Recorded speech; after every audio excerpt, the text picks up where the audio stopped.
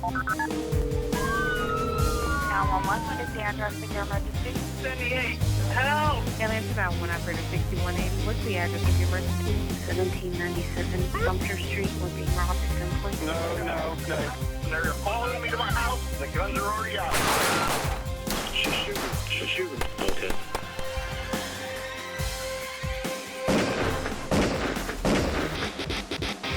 Hello and welcome to Stop the Threat. My name is James Towle. On today's episode, we take you to South Carolina for an episode which we have entitled Backdoor Shootout.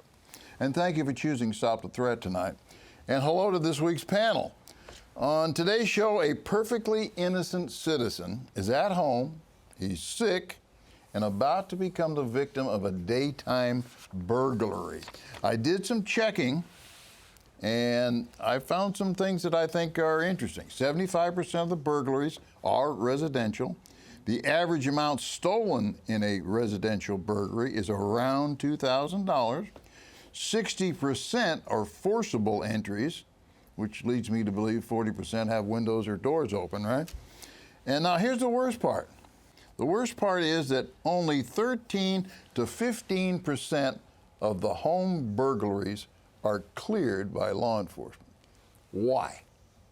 Well, first of all, they're property crimes. They're going to be, especially in a big agency, they're going to be further down on the totem pole.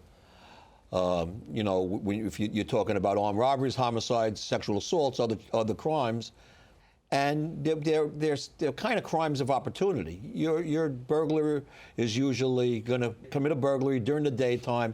He's going to look for a soft target. He's going to look for somebody home. If it does turn into a home invasion, in a lot of cases, it's because by accident that somebody happens to be home.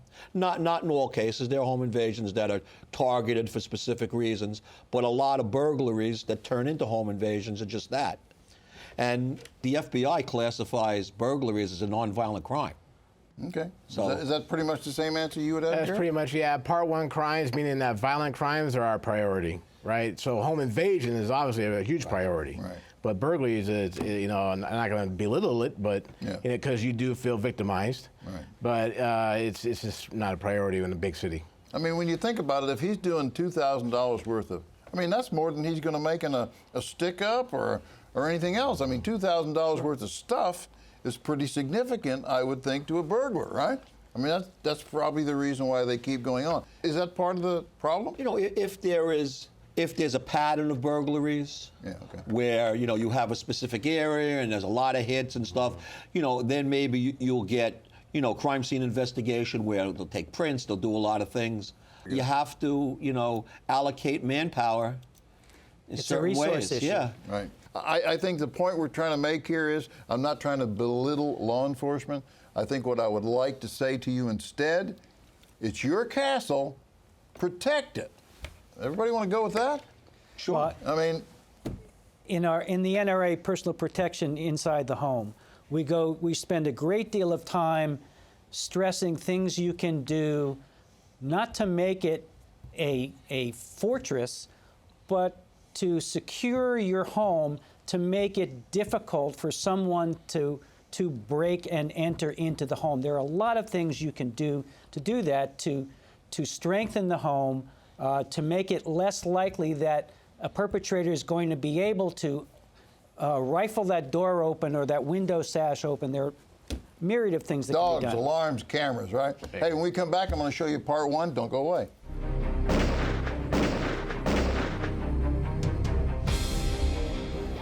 Thank you for coming back, folks. We've been talking off camera about the usual things that we can do to protect ourselves at home, the difference between having a fortress and the difference between having a livable area that is comfortable. Now, there's dogs, there's alarms, there's cameras. What I want to know from you is, if you do something unusual, tell us about it so that we can share it. If you're one of those guys that actually dug the moat and put alligators, send me a picture. I want to know about that. Let's watch part one. A backdoor shootout.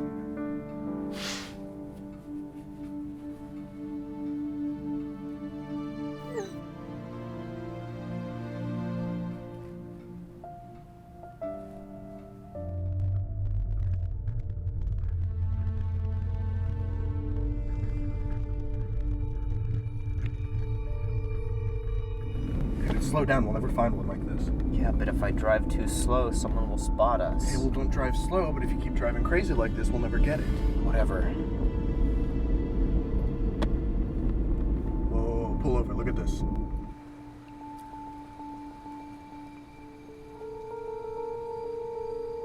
Yeah. No cars. What's the plan? I'll hop the fence going through the back. You back the car into the driveway, and then I'll let you in through the front. Sounds good.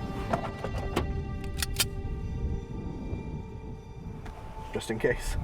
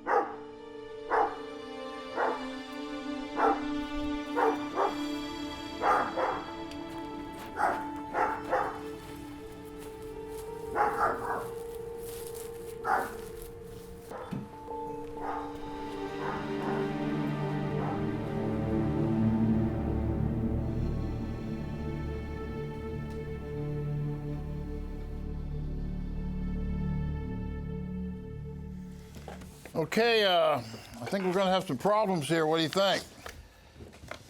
Do we have professional burglars?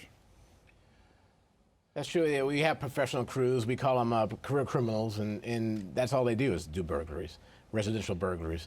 You can see in the beginning they were slowing down. It's like we call that patrol speed. They're casing speed. They're casing locations for a crime. Okay. The fact that he had a handgun, does that make him professional? It certainly amps up the danger. Oh, it also amps up the risk right. of charges on his that right. makes that a Class A felony. Right. So a lot of daytime burglars may choose not to do that because don't forget they can also sell the gun. Yeah, right. You know, so, I mean, you'd never say never. That doesn't happen that somebody commits a burglary armed like that, but a little less likely than more likely. Okay, at this point, we don't even, if we're the young fellow at home sick, we don't actually know who's outside. I mean, it's reasonable to think at this point that it could be your buddies that you're texting and, you know, I'm sick and I'm home, and maybe they're coming by to harass you. At this point, we really don't know from either point of view. I don't think the burglars at this point know there's anybody inside. Right. The guy inside, not sure what's going on outside. I'm not sure that's totally been disclosed yet. Well, you heard them say, too, no cars in the driveway. Right. You know, so they're looking for something easy to make, you know, a financial hit and have the least path of resistance. Right. So what would we do? I know you said earlier, I think off camera, having a security sign. Yeah, just having the security sign alone, that's a hardened target. They're going to look at it. You notice how he didn't choose the house with that Doberman pincher in the backyard. Yeah. Right? Yeah. He was pretty cautious of that, actually. He wanted to know where that dog was. Exactly. Yeah, right. As well as you should be. So, you know, like you said earlier, you know, the dog, lighting, get the trees, shrubbery away from your windows. That all hardens the target. That all tells the burglar, this is not the location, move on. So I don't think they had been there before. You know, I didn't get that feeling. We don't have any information that said they'd ever gone down that street before. I think it goes back to what you were referring to earlier, that they're just cruising around.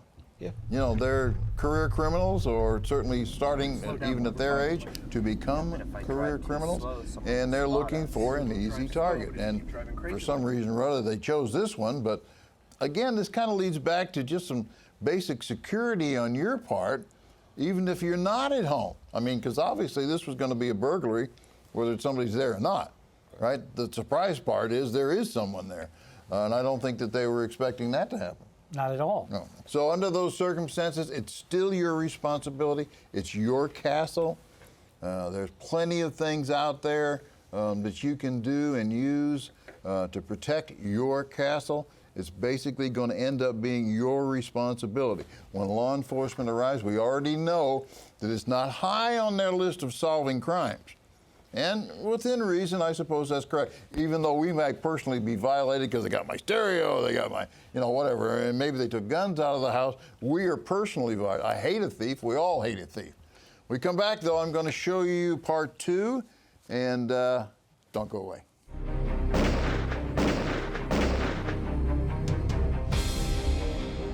Welcome back, viewers. I think we were looking at a pretty typical burglary, except the surprise is there's somebody home. Let's watch part 2 and see what takes place.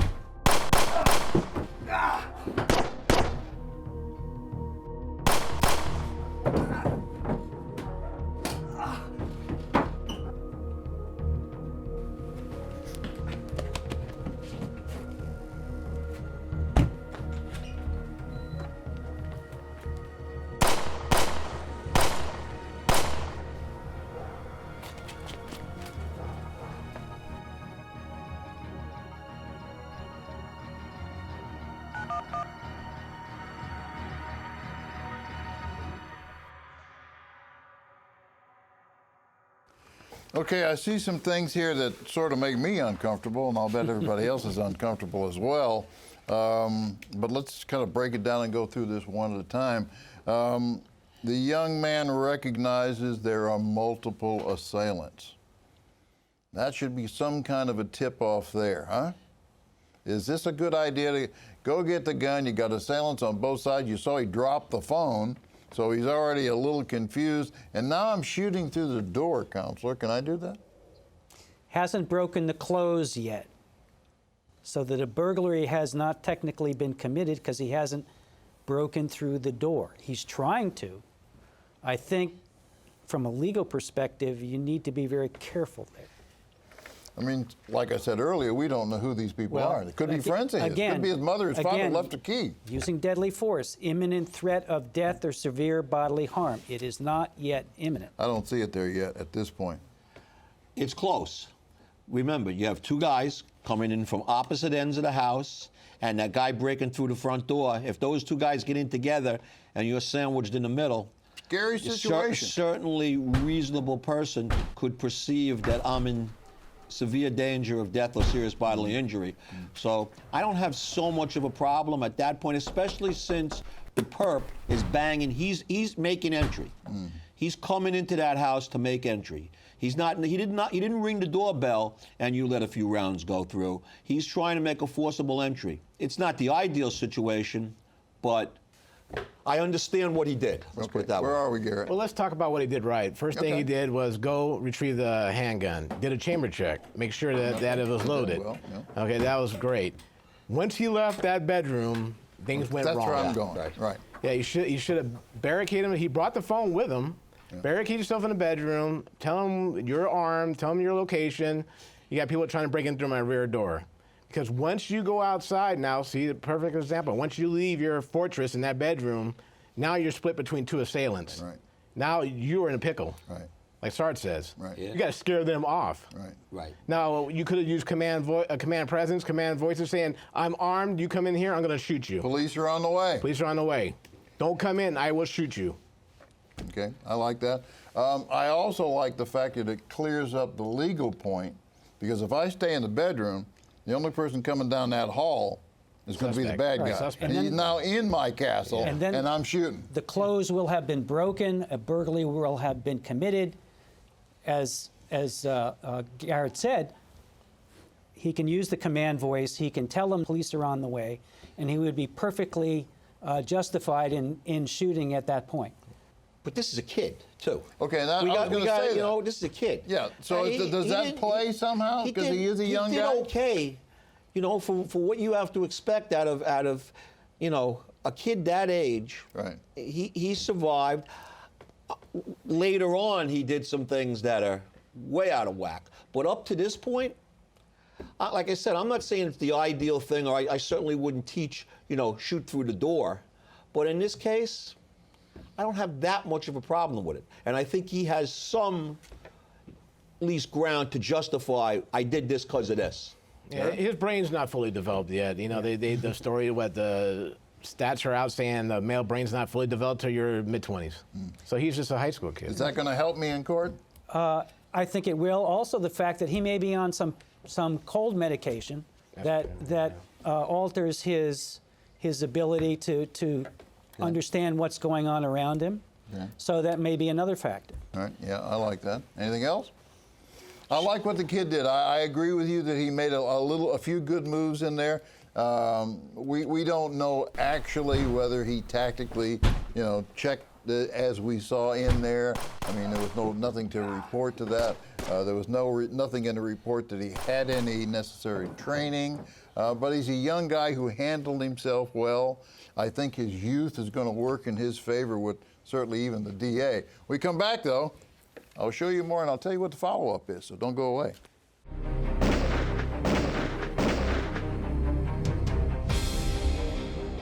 Welcome back, viewers. Before we go on to giving you the actual follow-up and what took place, and maybe you can guess at it, I do want to make one more statement about going out the front yard and shooting at the fleeing vehicle. Where are we there? Where am I legally? That's a definite no-no. The threat has stopped. The perpetrators are fleeing the scene. There's no justification for taking those additional shots. Well, your basic firearms rules is what? Know your background. What it is in the middle of the day, you're firing at a moving vehicle. It's hard to keep up with that target. And who's home in the middle of the day? Little children, you know, toddlers in those houses that are behind him. Right. Moms. Right. Yeah, it's really, I made the stretch, you know, about shooting through the door. There's no stretch here. Right. And so I was giving him a little slack because he was young. Now that he's left the front door and he's kind of pursuing the bad guy and shooting down the street, is he losing some of that now and moving into that area of big mistake? There is, and it's a matter of judgment given his age and the adrenaline that's running and how it would be portrayed out in a courtroom should there be any action against him criminally for taking that action. Okay. All right. Well, here's the follow-up. Should come as no surprise, I guess. All the shots fired by that young man at the fleeing vehicle struck the fleeing vehicle. So, did he spend some time on the range, or was he lucky? I don't have that answer, but maybe to his benefit, they all did strike that and not enter the home across the street. And that's what we were all afraid of, and that's the reason why we certainly wouldn't endorse that sort of a tactical plan.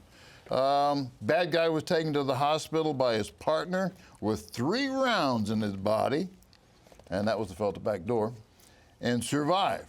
Both were arrested. The young man's in pretty bad shape, but he became the local hero in his community and envied by his classmates, so the report was written. Listen, for you folks at home who are thinking about doing security things to your house, I have this book. It's absolutely free. It lays out some very basic rules for you that would help you in protecting your home. Send me an email. I'll just send it to you.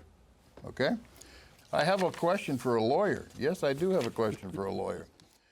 I understand by watching many shows that one should retreat and call 911.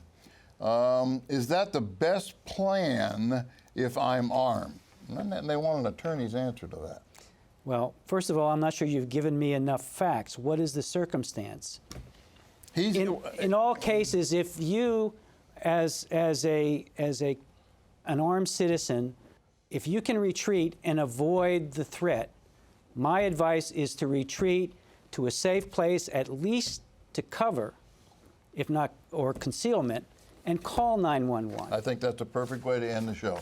Thank you very much for tuning in. Be safe, be trained, be alert. See you next week.